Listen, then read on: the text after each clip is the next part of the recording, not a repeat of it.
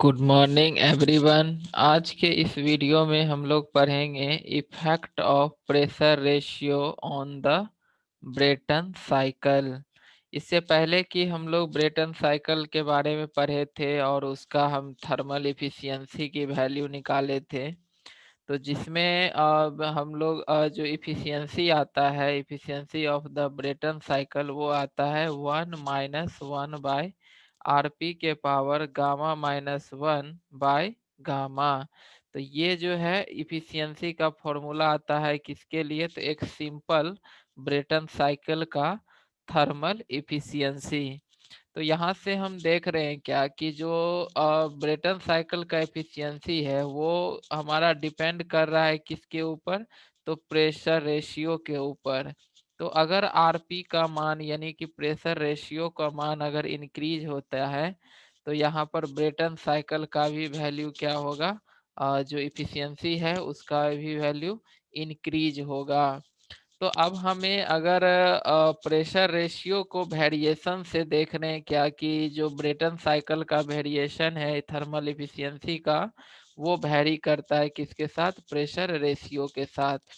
तो अब यहाँ पर आती है बात की थर्मल इफिशियंसी, हमें चूंकि हम मैक्सिमम डिजायर करते हैं किसी भी साइकिल का इफिशियंसी जो है हम मैक्सिमम डिजायर करते हैं।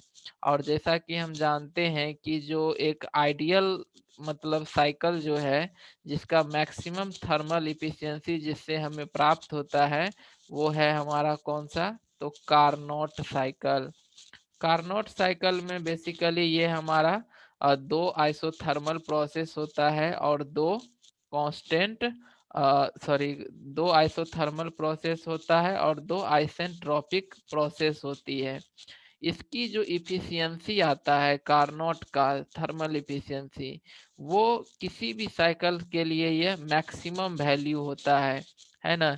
यानी कि ये एक पूरी तरह से एक रिवर्जिबल साइकिल होती है और एक कार्नोट इफिशियंसी जो होती है वो किसी भी साइकिल के लिए एक कंपैरिजेबल होता है। मतलब हो गया कि इसको हम आइडियल इफिशियंसी मानते हैं और ऐसा हम कहते हैं कि ऐसा मतलब कंसीडर किया जाता है कि कार्नोट इफिशियंसी सबसे मैक्सिमम इफिशियंसी होता है, इससे ज़्यादा इफिशियंसी पॉसिबल नहीं है।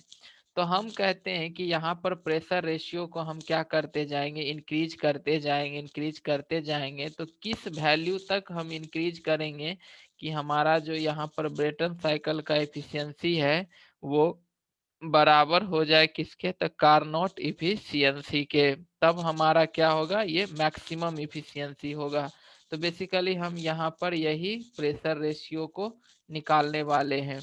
तो जैसे कि साइकिल में T1 जो है ये एक lowest temperature of the cycle है, जो कि हम एटमॉस्फेरिक टेम्परेचर कहते हैं, जिसको कम प्रेशर में सक्शन के लिए लिया जाता है। और T3 जो है वो पूरे साइकिल का, ब्रेटन साइकिल का सबसे मैक्सिमम टेम्परेचर है, जो कि हमें फ्यूल का कंबसन होने के बाद हमें ये T3 प्राप्त होता है। तो ये मैक्सिमम टेम्परेचर हो गया और ये मिनिमम टेम्परेचर हो गया। TM1 जो है ये mean temperature of heat addition है। तो ये TM1 जो हो जाएगा वो बराबर होगा, चूंकि यहाँ पर जो ब्रेटन साइकिल होता है इसमें 2 से 3 प्रोसेस जो होती है वो हीट एडिशन होता है, वो भी किस पर, तो कांस्टेंट प्रेशर पर। तो ये टू टू पॉइंट है और ये 3 पॉइंट है। तो एच, तो यहाँ पर जो इंथाल्पी चेंज होती है जब हम फ्यूल की कंबसन करते हैं तो इंथाल्पी चेंज होता है। तो ये H3 - H2 जो है यहाँ पर इंथाल्पी चेंज होती है। तो अगर हम मान लें कि TM1 इसका mean temperature of heat addition है, तो TM1 का वैल्यू जो होगा वो बराबर होगा H3 - H2 / S3 - S2। ये क्या है, इंट्रोपी डिफरेंस है और ये क्या है, इंथैल्पी डिफरेंस है। कहाँ से, तो 2 से 3 प्रोसेस में। तो TM1 क्या है, mean temperature of heat addition, जिसकी वैल्यू इतना के बराबर होगा।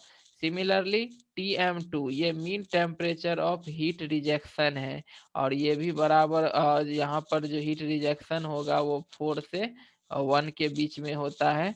तो ये TM2 का जो वैल्यू हो जाएगा यहाँ पर क्या हो जाएगा, H4 minus H1 by S4 minus S1। तो ये हमारा mean temperature of heat rejection हो गया।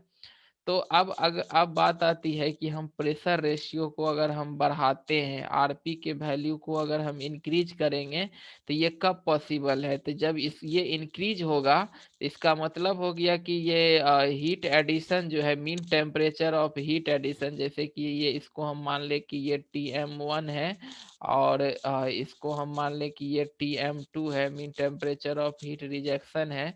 तो प्रेशर रेशियो कब इंक्रीज करेगा? तो जब हमारा TM1 इंक्रीज करेगा या फिर हमारा TM2 क्या करेगा? डिक्रीज करेगा। तो ये दो केस में हो गया कि mean temperature of heat addition का इंक्रीज होना या फिर mean temperature of heat rejection का डिक्रीज होना, ये दोनों केसेस जो है प्रेशर रेशियो यानी आरपी के वैल्यू को बढ़ाता है। तो अगर हम ऐसे इसको अदर मतलब उल्टा शब्द में बोले कि अगर प्रेशर रेशियो इंक्रीज करेगा तो TM1 इंक्रीज करेगा यानी mean temperature of heat addition increase करेगा और ये इंक्रीज करते करते कहाँ पर पहुंच जाएगा? तो T मैक्स पर। ठीक है, क्योंकि मैक्सिमम टेम्परेचर लिमिटेड होता है किसी भी साइकिल के लिए। तो जब हम प्रेशर रेशियो को इंक्रीज करेंगे तो ये mean temperature of heat addition बढ़ते बढ़ते कहाँ पहुंचेगा? T मैक्स पर।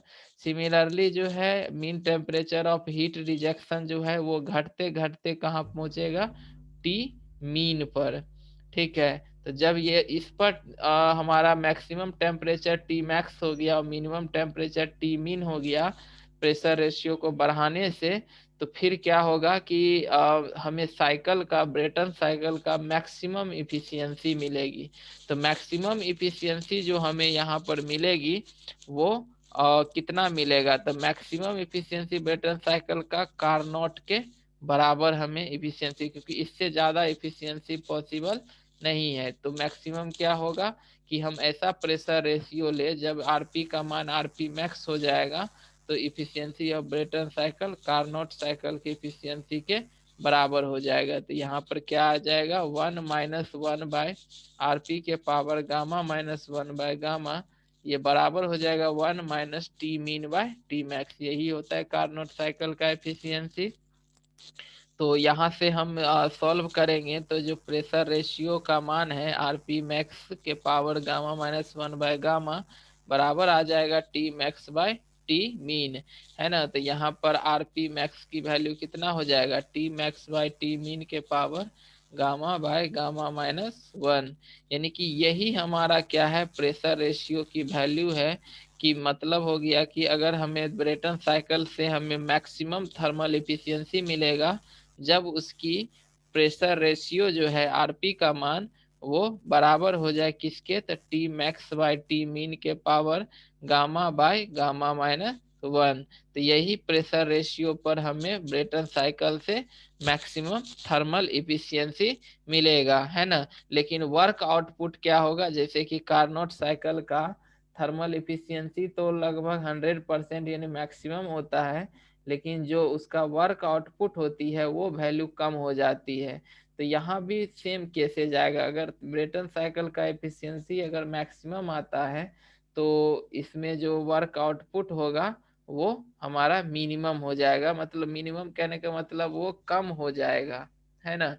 तो इस तरह से ये प्रेशर रेशियो का जो इफेक्ट है वो ब्रेटन साइकिल के थर्मल इफिशियंसी पर पड़ता है। तो लास्ट कंक्लूजन यही हुआ कि थर्मल इफिशियंसी ब्रेटन साइकिल का इंक्रीज करेगा अगर प्रेशर रेशियो को हम इंक्रीज करते हैं। तो अगर प्रेशर इन रेशियो को इंक्रीज करते करते जब वो मैक्सिमम वैल्यू यानी कि इस वैल्यू के बराबर हो जाएगा तो थर्मल इफिशियंसी जो ब्रेटन साइकिल का है वो बराबर हो जाएगा किसके? तो कार्नोट इफिशियंसी के बराबर हो जाएगा।